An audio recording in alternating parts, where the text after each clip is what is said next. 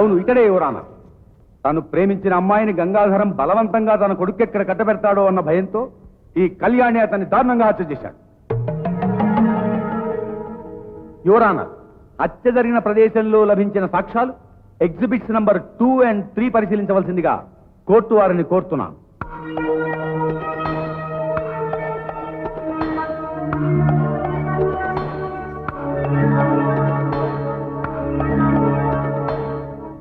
ఇప్పుడు సాక్షిని ప్రశ్నించడానికి అనుమతించవలసిందిగా కోర్టు వారిని కోరుతున్నాను. ప్రొసీడ్.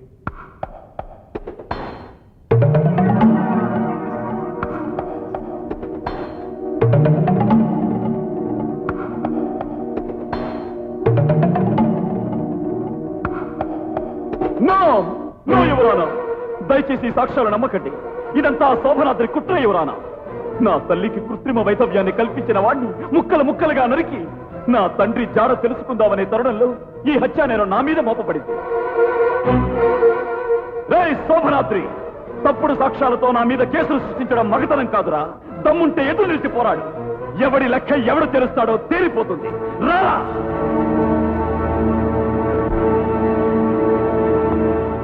ఈ కేసు పూర్వాపరాలు, అందిన సాక్ష్యాధారాలు పరిశీలించిన తర్వాత గంగాధరం హత్య ముద్దాయి కళ్యాణే చేశాడన్న ప్రాసిక్యూషన్ అభియోగాన్ని కోర్టు అంగీకరిస్తోంది.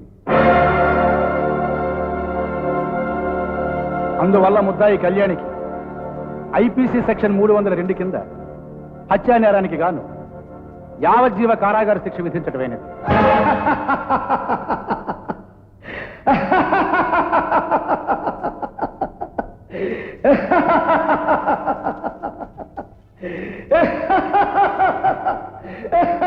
Silence, silence.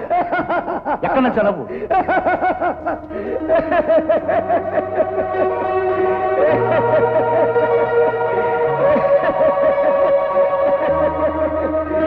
ఇక్కడి నుంచే యువర్ ఆనర్. కోర్టులో అలా నవ్వటం తప్పని తెలీదా?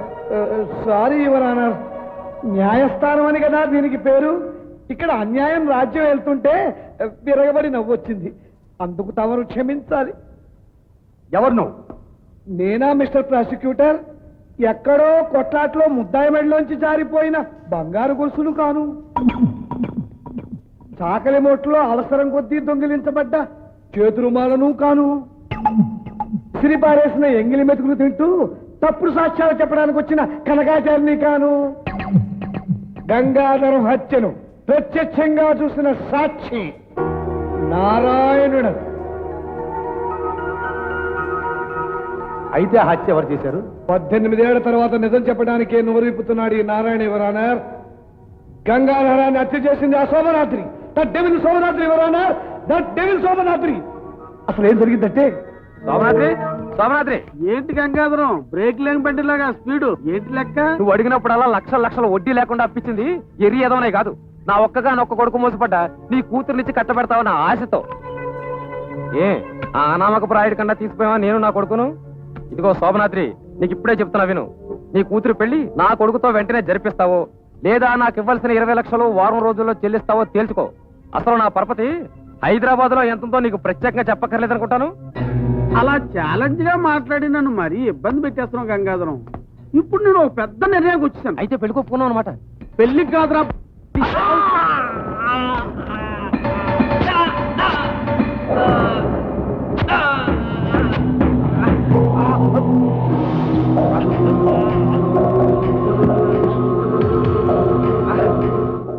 నా సత్తా తేలిపోయిందని తేలిక చేస్తావరా? ఇది నీ ఫైనల్ లెక్క. నీ లెక్కతో పాటు ఆ మెకానికల్ లెక్క కూడా తేల్చేస్తాను. నువ్వు పోలీస్ స్టేషన్కి వెళ్ళి ఈ గంగాధరాన్ని ఆ మెకానిక్ గారు చంపేశాడని రిపోర్ట్ ఇవ్వరా? అలా ఈ శోభనాద్రి గంగాధరాన్ని హత్య చేశాడు ఎవరన్నారు? అన్ని బలమైన సాక్ష్యాలు ముద్దాయినే దోషిగా రుజువు చేస్తున్నప్పుడు ఈ పిచ్చివాడి మాటలు నమ్మవద్దని కోర్టు వారికి మనవి చేస్తున్నాం. రే ప్రాసిక్యూటర్, తప్పుడు కేసులు సమర్థించడానికి కాదురా సాక్ష్యాలు ఉపయోగించాల్సింది. న్యాయాన్ని రక్షించడానికి, ధర్మాన్ని కాపాడటానికి ఉపయోగించాలరా.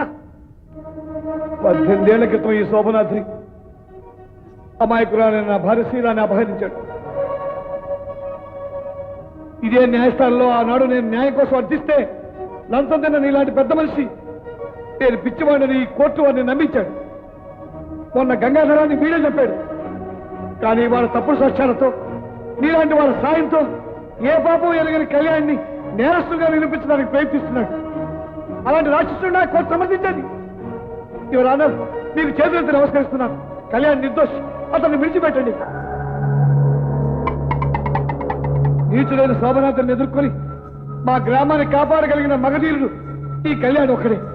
అందుకే అతను అడ్డు తొలగించుకోవాలని ఈ హత్య కేసులో ఇరికించాడు శోభనాథ్. ఈ హత్య శోభనాథుడు చేశాడు ఎవరన్నా? ఈ హత్య శోభనాద్రే చేశాడంటానికి నీ దగ్గర ఏమైనా సాక్ష్యాలున్నాయా? సాక్ష్యాలు ఎవరన్నా? ఉన్నాయి. ఎవరు కాదలేని అతి గట్టి సాక్ష్యాలు నా దగ్గర ఉన్నాయి. మీరు చేసిన పెద్ద దుర్మార్గం పనికి నా దగ్గర సాక్ష్యాలు ఉన్నాయి. చూపిస్తాను ఎవరన్నా? చూపిస్తాను.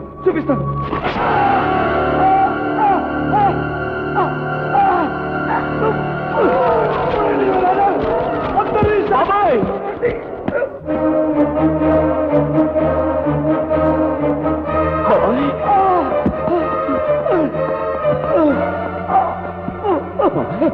బాబాయ్ త్వరగా వెళ్ళు. ఆ దుర్మార్గుడు నీ తండ్రిని ఏమి చేయకముందే వీడిని కాపాడు.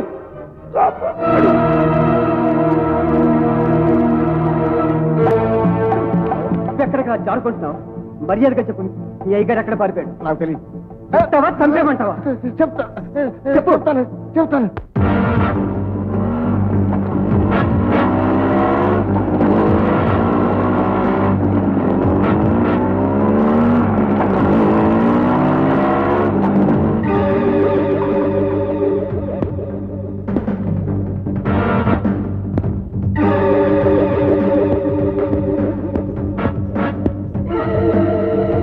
శోభనాద్రి, ఇవాళ నీ అంతం చూస్తాను రా.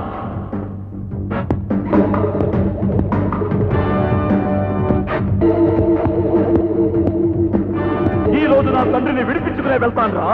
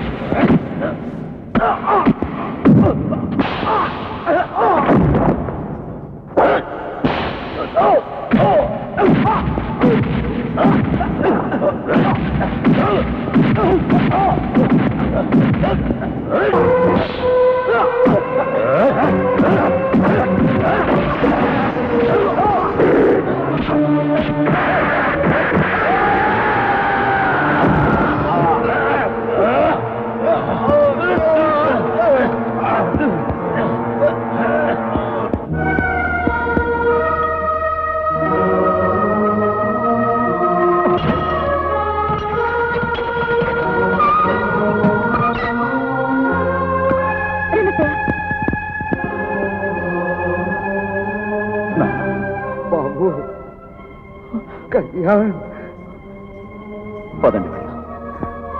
ఎక్కడికి వెళ్తారా మీరు?